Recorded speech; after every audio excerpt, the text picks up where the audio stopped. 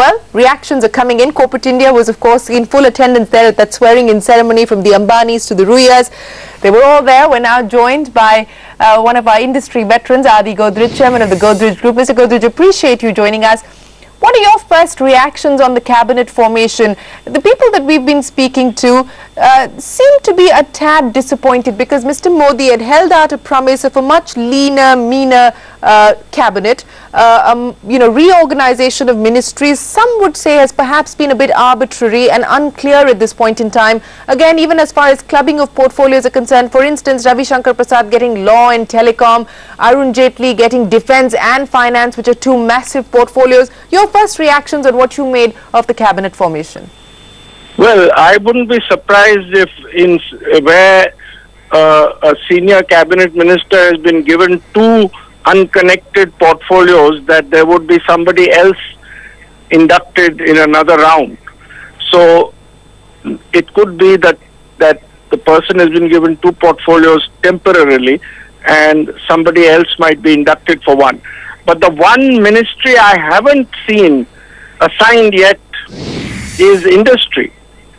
I didn't see anyone being given the industry ministry. So I'm wondering whether the Prime Minister wants to hold the portfolio himself.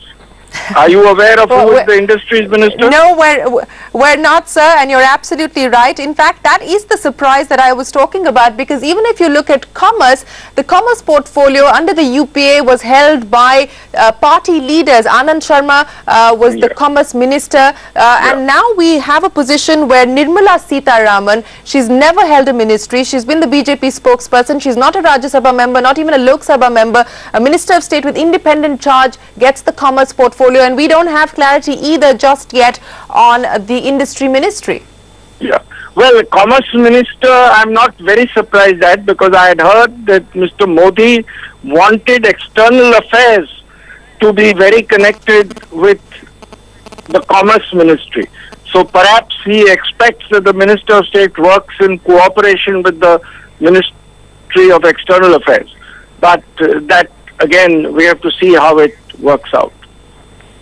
Speaking of rationalizing ministries, and again, there was a lot of hope that perhaps we could move towards a significant restructuring. But if you look at what's happened, for instance, the talk was that as far as transport is concerned, you would club surface transport, port, shipping, civil aviation, all under one umbrella ministry. But what we now know is that Nitin Gadkari will look after transport and shipping, but we'll have the civil aviation ministry going to a TDP ally. Ashok Gajapati Raju is going to take over civil aviation. Are you disappointed that this idea or thought of clubbing relevant ministries together has perhaps not taken off just yet?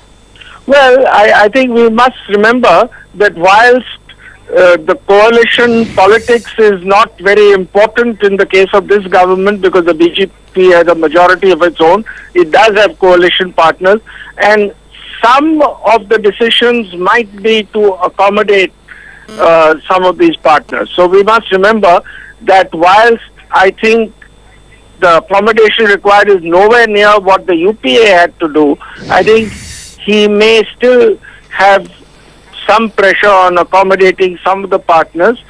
We must also see what happens in the second round. I think that will be quite important.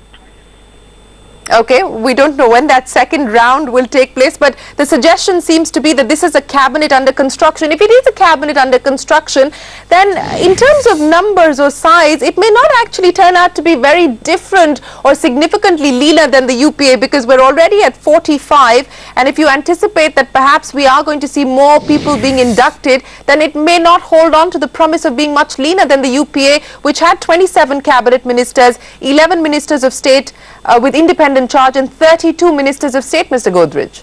Yes, but it is much leaner than the UPA, because the UPA ministry, as I understand it, was about 71, and I don't think they'll add more than about 5 to 7 other ministers. So I think it will be much leaner. They have combined, for example, in the UPA there were 2 ministries of foreign affairs. Now, of course, it's combined into one. So several ministries have been combined, which is a good move. Perhaps not as well as it may have been done if you look at ideal ministry formation. But as I mentioned, there must be some pressure to accommodate some partners.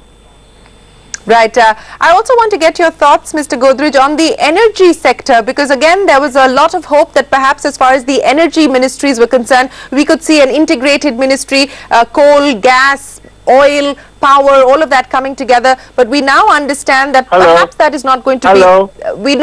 Mr. Godrej, can you hear me? I can hear you now. Yeah. Yeah, I was asking you about the energy ministries, sir, because is my voice getting through to you, sir? Yeah, in between, yes. Go ahead. Okay, I was asking you about the energy ministries. The thought was that we could perhaps see an integrated energy ministry, but that doesn't seem to be the case. Piyush Goyal gets the power portfolio, again Minister of State with independent charge. We understand that Dharmendra Pradhan, a Minister of State with independent charge, would get oil, and we are likely to see perhaps coal being given out to somebody else. So are you a tad disappointed as far as the energy piece is concerned? I thought coal has been assigned to Piyush Goyal. Not sure yet, sir. That's what we were given to believe as well, but we're still waiting for the official confirmation on whether he gets power and coal. But that's what we were given to understand as well. Tomorrow it will be more clear, but I think they will combine power and coal. That is the sense that we get as well. We're just waiting for the official confirmation on whether that has indeed happened. But Mr. Godrej, you know, the cabinet formation is over. The next big ticket event as far as this government is concerned is now going to be the budget in the next 6 to 8 weeks. What is the expectation on the back of what we've seen so far and on the back of the cabinet that we've now got in place? What is the expectation as far as actual reforms and taking forward business is concerned? Well, I think 2 or 3. One, I think some of the tax moves which has created a very bad perception of our country, such as the retrospective taxes and some of the tax demands on transfer pricing need to be reversed very quickly.